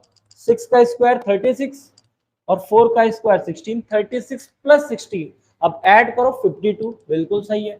फिर इन दोनों का मल्टीप्लाई 4 × 6 × 2 कितना आ गया 48, और cos 60 की वैल्यू 1/2। अब दोनों को ऐड करो, देखो 2 और 4 6, 5 और 2 7। ठीक है, कैलकुलेशन मिस्टेक हुआ आपका सौम्या जी, कहीं चेक कर लीजिए, बिल्कुल सही है वो। ठीक है, अब इधर देखें, tan बीटा के लिए फिर से वही चीज मैंने बोला, दिमाग में होल्ड करे डाटा, धीरे धीरे आपका दिमाग वर्क करेगा, आपकी कैलकुलेशन भी फास्ट होगी और दिमाग का भी वर्क होगा। ठीक है, आइए समझते हैं। एंगल tan बीटा से लेना है तो हम ध्यान किसे देंगे, इससे मतलब ये बीटा जो tan बीटा ले रहे हैं हम बेसिकली वो 6 न्यूटन से ले रहे हैं, तो हम ध्यान किसे देंगे 4, और 4 के साथ न्यूमरेटर में क्या आएगा जल्दी से कमेंट करो, 4 sin 60, और sin 60 की वैल्यू √3/2 का मतलब जो भी नंबर होगा वो उसको क्या कर देगा, आधा कर देगा। तो 4 का आधा क्या कर देगा 2√3 अपॉन फिर से 4 sin, ये तो क्या हो गया अपना, बोलो भाई sin 60। अब अगली बार 4 cos 60, और cos 60 की वैल्यू क्या होती है 1/2 यानी कितना आ गया 2, प्लस अगला टर्म जो भी है, अगला टर्म क्या है अपना 6 लिख देना है अपना, ये आ गया अपना 2√3 अपॉन 8, सॉल्व कर लिया √3/4, तो ये आ जाएगा। हाँ रमाकांत सही कह रहे हो तुम, आएगा √76 ही, वो आपका कैलकुलेशन मिस्टेक है, आप चेक कर लो आ जाएगा। ठीक है, बताइए, थोड़ा सा मैंने बोला पेन कम से कम चलाइए, दिमाग ज्यादा। अभी शुरुआत में लगेगा कि नहीं मैं कैलकुलेट कर लूं, पर अपने दिमाग को समझाइए और मन में कैलकुलेट करिए, अगर आपको अपनी स्पीड इंप्रूव करनी है तो। ठीक है,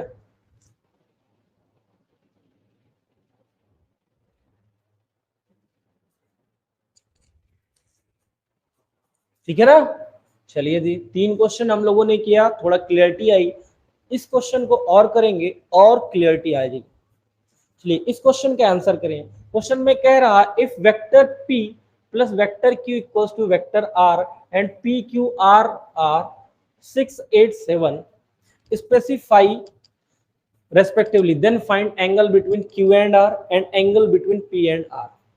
मैं आपको कुछ बात बता रहा हूँ, कुछ ट्रिपलेट्स लिखता हूँ, लाइक 3 4 5 6, इसका डबल 6 8 10, ये सब कही जाती है ट्रिपलेट। और कभी भी वेक्टर में अगर आपको 3 और 4 या 4 और 3 का रिजल्ट 5 दिखे तो जान जाना ये अपनी ट्रिपलेट काम कर रही है, या 6 8 का रिजल्टेंट क्या दिखे 10 तो जान जाएंगे अपनी ट्रिपलेट काम कर रही। खैर अगर आप वो भी नहीं समझ पा रहे हैं तो कोई बात नहीं, हम समझने का प्रयास करते हैं। तो कह रहा है वेक्टर p और वेक्टर q, तो मान लेते हैं वेक्टर p है, ये वेक्टर q है और इनका रिजल्टेंट r है, ये एंगल है कुछ भी थीटा। कह रहा है कि एक 6 है, एक 8 है, एक 10 है। अब अगर हम इसको कैलकुलेट करें फॉर्मूले से तो बहुत ही लेंदी हो जाएगा, तो इसके लिए क्या करना है, हमने आपको तरीका बताया, बहुत ही बेसिक सा है। आपको क्या करना है, जैसे भी है 6 8 10 का रिजल्टेंट 10 आ रहा है, 2 केस पॉसिबल हो सकते हैं। भाई ये 6 हो जाए, ये 8 हो जाए, ये 6, और रिजल्टेंट इनका क्या हो जाए 10। ठीक, और या फिर ये 8, ये 6, और ये रिजल्टेंट इनका 10। कैसे आ रहा है 10? मैं आपको समझा चुका हूं कि ये सारे क्या है, ट्रिपलेट। अब इससे हमारा एंगल निकालना ना बहुत आसान हो जाएगा। ठीक है, देखो जरा, हमें पता है कि अगर हमारी ये ट्रिपलेट काम करती है तो देखो एंगल Q और R के बीच एंगल, अब हमें पता नहीं है कि कौन सा Q है कौन सा P है, तो हम कुछ भी मान लेते हैं दोनों बार। ये Q वेक्टर मान लेते हैं, इस बार ये Q वेक्टर मान लेते हैं। अब बताओ, ये एंगल हमें जानना है और हमें ये वाला भी एंगल जानना है। ठीक, तो आप सिंपल सी बात है कि आप इसको ऐसे बना लें ट्रायंगल से। तो this is the vector R, vector P और वेक्टर Q। बस सामने वैल्यू लगते जाइए 6, 8, 10, क्योंकि जिस सीक्वेंस में रखा है वही वैल्यू है। तो ये वेक्टर P है, ये वेक्टर Q है, और ये वेक्टर क्या है, R। और जैसे ही आप इस तरह से लिख लोगे आपके सारे क्वेश्चन हो जाएंगे। अब जल्दी से आप बता दो ये एंगल कितना होता है, 90 डिग्री। ये एंगल और ये एंगल की हमें तलाश है। तुम ध्यान से देखो, अगर हम इन दोनों को कट कर दे धीरे से, तो ये हो जाएगा 3, ये हो गया 4, ये हो गया 5। अब बताओ भाई, ये 3, ये 4, ये 5। अब एंगल्स कमेंट करके बताइए जल्दी से, कौन सा एंगल पूछा उसने, Q और R के बीच। Q कहाँ है सर, यहाँ है, और R कहाँ है, यहाँ है। ठीक है, तो अब बताओ भाई, हमने आपको समझाया कि ये 3 बेसिक मैथ में पढ़ाया था, 3 के जस्ट सामने वाला एंगल क्या होता है, 37। ये हो गया 37, ये क्या हो जाएगा सर, 53। लिख भी रहा है, देखो बताया था, यहाँ 5 दिख रहा है, यहाँ 3 दिख रहा है, तो ये एंगल क्या हो गया, 53। आसानी से आ जाएगा, अदरवाइज कैलकुलेट करेंगे तो थोड़ा लेंदी जाएगा। तो समझ में आ गई। कभी भी आपको क्वेश्चन रिपीट होते हैं, ये ट्रिपलेट में दिखेगा तो आप उसी सीक्वेंस में ट्रिपलेट बनाएंगे, चाहे वो 3, 4, 5 किया जाए, चाहे 6, 8, 10 की, एंगल आसानी से दिख जाएगा। मान लो ये 3, 4, 5 की ट्रिपलेट दिख जाती है आपको, बोलता कि वेक्टर P वेक्टर Q ऐसे, तो आप तुरंत बनाएंगे, ये वेक्टर P, ये वेक्टर Q, मान लो ये 3 का है, ये 4 का है, ये क्या हो जाएगा अपना 5 का। ठीक, एंगल की बात करेंगे, ये 90, ये 5 है, ये 4 है, और ये 3 है, तो ये एंगल कितना हो गया 53, ये कितना हो जाएगा 37। इस तरीके से ही सॉल्व करेंगे आप। हाँ, 37 एंड 53 बिल्कुल सही सॉल्व में। अगले क्वेश्चन की तरफ बढ़ते हैं। अब बताइए भाई, ये क्वेश्चन अच्छा क्वेश्चन है, देखो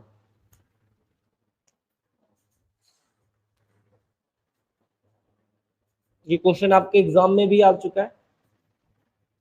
कितने सेकंड में आप आंसर बताते हैं, देखो इसको देखें ध्यान से। इसने दिया है A cap plus B cap का मॉडुलस √3।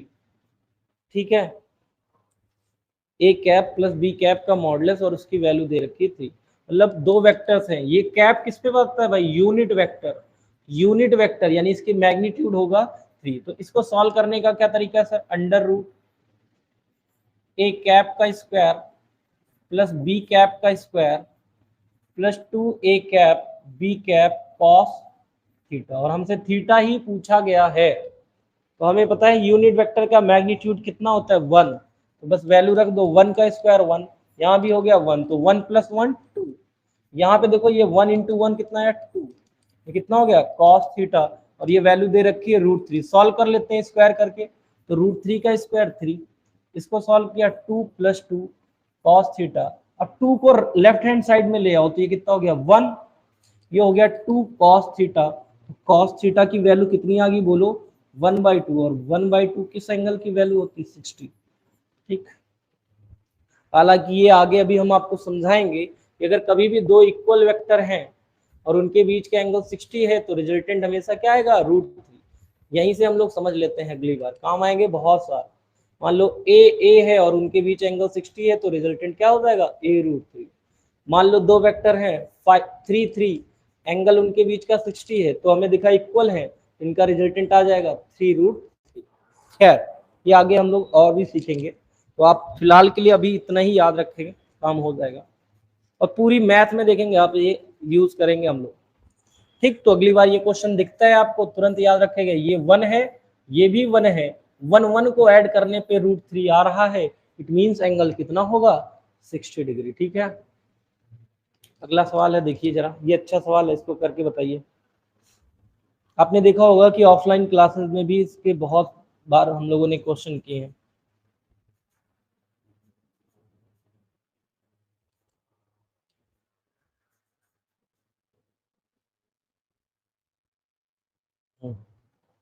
अब अगले क्वेश्चन की तरफ चलते हैं। अगला क्वेश्चन क्या कह रहा है, देखें जल्दी से, कमेंट करके बताएं।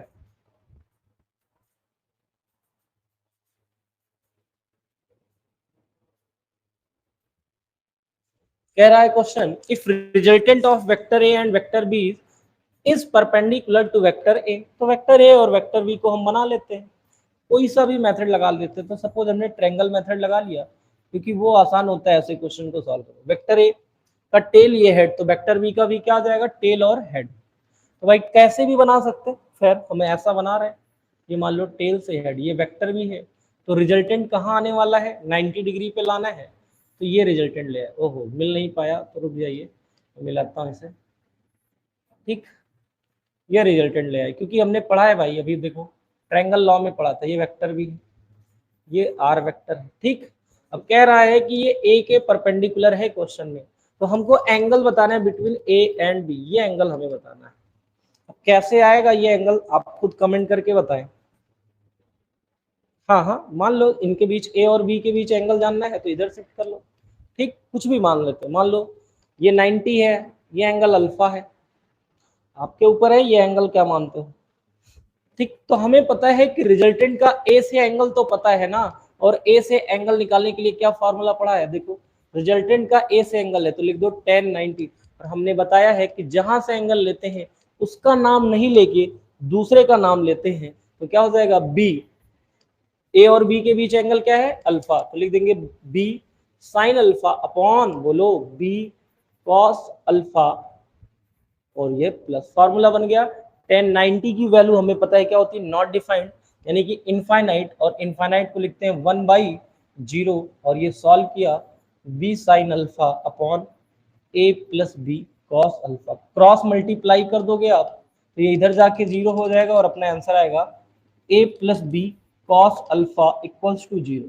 ये आपके एग्जाम का ही क्वेश्चन है, तो यहाँ से कॉस अल्फा जब सॉल्व करोगे, ये प्लस से उधर जाएगा, क्या हो जाएगा, माइनस, तो a प्लस उधर गया तो माइनस, और ये इनटू में है b, तो इधर आ गया डिवाइड, तो cos अल्फा की वैल्यू आ गई minus a by B. It means हम कह सकते हैं alpha equals to cos inverse minus a by B. बताइए जल्दी से, क्या समझ में आया क्वेश्चन।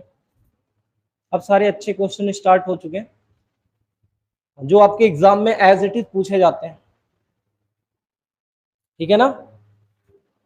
बताइए जल्दी से, क्या समझ में आया क्वेश्चन। अगला क्वेश्चन करिए। क्वेश्चन में कह रहा है, if the sum of the magnitude of two vector is 8 newton and magnitude of resultant is 4 newton and resultant is perpendicular to smaller force, then find magnitude of force. ये भी अच्छा question है, बताए। ये ऐसा क्वेश्चन जब आता है ना, तो बच्चा लैंग्वेज को ही नहीं समझ पाता, और लैंग्वेज अगर नहीं समझ पाता है तो उसे होती है थोड़ी सी दिक्कत। यही चीज को हम लोगों को समझना है, ठीक है ना। ऐसे क्वेश्चन की लैंग्वेज तो एक एक करके पढ़ेंगे। उसने बोला है जो पढ़ा है पहला काम उसे डिकोड करो।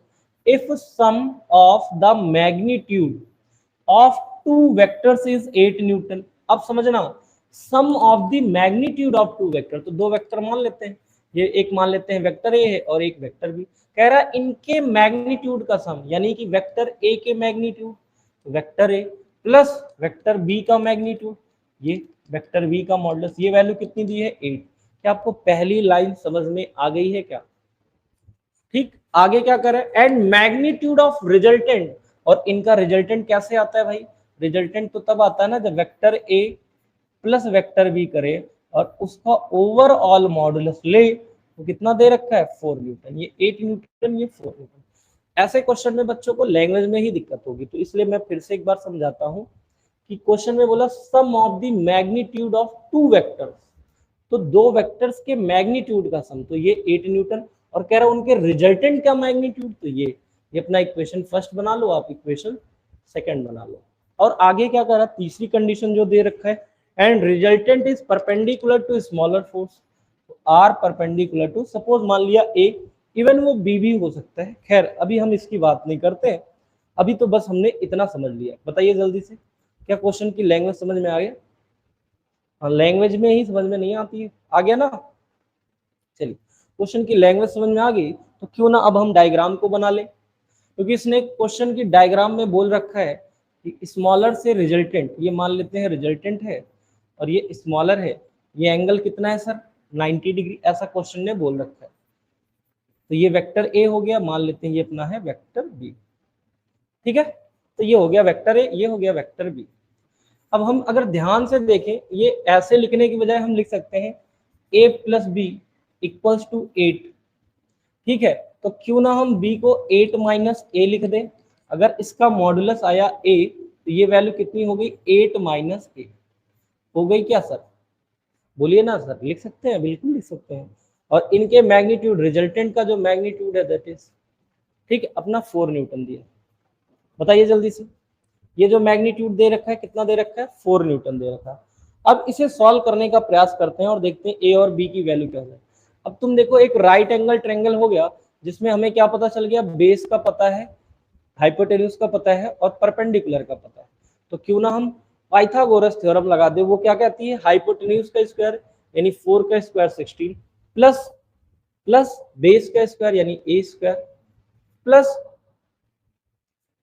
ओहो गलत लिख दिया यहाँ पे, एक सेकंड रुकिए रुकिए, करेक्ट करता हूँ। हाइपोटेन्यूज यहाँ पे क्या है भाई? यहाँ पे हाइपोटेन्यूज है अपना 8 माइनस ए, तो मैंने लिख दिया 8 माइनस ए का होल स्क्वायर, ये हो गया हाइपोटेन्यूज। बेस कितना हो गया? ए स्क्वायर, ये कितना हो गया? परपेंडिकुलर 16। अब इसे सॉल्व करना है। इसे सॉल्व करने के बहुत से तरीके हो सकते हैं। आप डायरेक्ट a माइनस बी का होल स्क्वायर लगा दो, या इसको इधर ले आओ सब्स्टिट्यूट करके, 8 माइनस ए का whole square minus A square equals to 16। अब बताइए भाई, A square minus B square का फॉर्मूला क्या कहता है? एक बार दोनों को ऐड कर दो, तो ऐड कर देते हैं 8 माइनस ए प्लस ए, एक बार ऐड कर दो, एक बार सब्ट्रैक्ट कर दो, 8 माइनस ए, या फिर आप सिंपली a माइनस बी का होल स्क्वायर भी लगा सकते हो। तो ये इससे कैंसिल हो गया, यहाँ बचा 8 और ये आपका हो गया 8 माइनस 2a इक्वल्स टू 16। तो ये इससे कैंसिल हो गया, 2 आ गया। मैं इधर लिख देता हूँ बाकी की कहानी। तो 8 माइनस 2a इक्वल्स टू आया 2। तो अब इसको इधर उधर कर दीजिए, तो 8 माइनस 2 6, ये 2a, तो a की वैल्यू कितनी आ गई? 3। और भाई अगर a की वैल्यू 3 आ गई सर, तो ये वैल्यू हो गई 5 और ये वैल्यू हो गई 4। और मैंने आपको पहले भी बताने का प्रयास किया कि कभी भी आपको 3 4 जैसा रिजल्ट दिखे, आपको सॉल्व नहीं करना है, तो तुरंत 3 4 5 ट्रिपलेट दिख जाए, ठीक है, ऑप्शन से चेक करेंगे तो ये क्वेश्चन और तेजी से आएगा। ठीक है, ऐसे क्वेश्चन में अगर ऑप्शन रहेगा तो आप बहुत तेजी से कर पाएंगे। बताइए जल्दी से कमेंट करके, क्या समझ में आया? एक क्वेश्चन और है, इसको डिस्कस करते हैं। Find resultant of 3 Newton and 4 Newton, also find angle of resultant vector from x axis. पिछले क्वेश्चन में कोई डाउट तो नहीं है? और इस क्वेश्चन का डायग्राम मैं आपको बना के दे देता हूं।